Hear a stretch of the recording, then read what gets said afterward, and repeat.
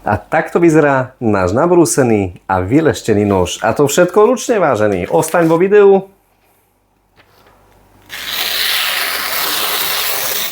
Mora. Tento nôž mám veľmi rád. Kvôli tomu, lebo ten výbrus je neskutočne zaujímavý a strašne sa ho dobre brúsi a musíte vedieť o tom, že tieto nože sú asi podľa mňa najviac kupované na celom trhu, pretože jednak sú lacné, neodolateľné a neskutočne tvrdé na to, čo potrebujete vy v bežnom živote robiť s jedným nožom. Či v prírode, či v domácnosti, či hoci kde. Proste tieto nože sú perfektné. Jeden takýto kúsok stojí 20 eur a keď sa raz naostrí, že šalenstvo jak, tak ten nôž ti vydrží možno aj rok byť ostrým. Jeden nôž, keď sa nabrúsi správne tak, ako má a nenabrúsi sa dajme tomu na tormeku, ako ja bežne brúsim na mojich videách, tak tento výbrus je o dosť odolnejší voči dutým výbrusom. Prv odstraníme tieto škrabančky, ktoré boli nejakou záhadnou vecičkou pridané na tento nôž. Postupujeme takto s týmto nožom a podobnými, ktoré majú škandinávske výbrusy. Ja teraz použijem úplne lacný kameň, ktorý možno stál, neviem, 4 € bežne na AliExpresse alebo na Temu kúpiš tento syntetický kameň. Preto je syntetický, lebo sa tu nachádzajú umelé častice a není to prírodný kameň, ako dajme tomu rozsutec náš kameň, ktorý predáva Slovensko. Tento tu je z Číny. Potom použijeme tento diamantový panel, ktorý pozor, nekvapkajte na to ani vy vodu, pretože keď budete na to kvapkať vodu, je dosť možné, že sa tam vytvorí hrdza a to nechceme. Potom použijeme Shepton keramiku a táto je s zrnitosťou 2000, to už bude náš úplný finish a obľúbená vecička koža a biela pasta od značky Luxor, francúzskej značky.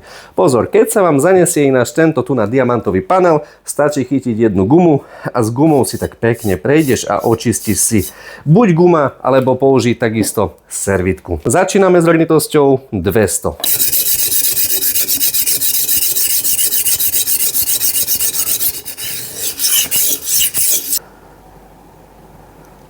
Pri každom jednom brúsení je najdôležitejšie používať veľmi dobrú zrnitosť pri prvotnom brúsení, s ktorou vlastne vytvárame tú ihlu, ktorú potrebujeme potom prehadzovať z jednej druhej strany a potom to na konci odstraníme buď s najvyššou zrnitosťou, alebo s korkom, alebo s kožou. Takže nezanedbávať prvú zrnitosť, ktorou začínaš brúsiť, pretože 800 ti neodstráni zuby a 200 alebo 80 je stále dobrá, lepšia možnosť na začiatok, ako by ste potom dávali veľmi vysoké zrnitosti i hneď od začiatku. Je to len zadrbávanie časom.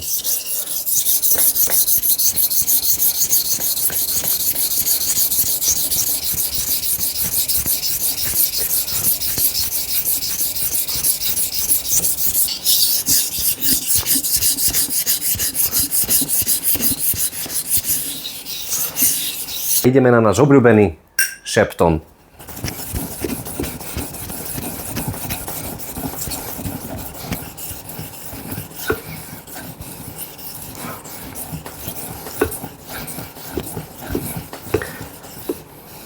Prekvapeničko, tým, že ešte máme chvíľu času, tak môžeme prejsť náš kameň so zrnitosťou 8000.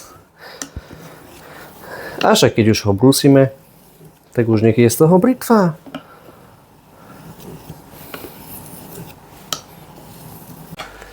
A takto vyzerá náš nabrúsený a vyleštený nôž. A to všetko ručne, vážený.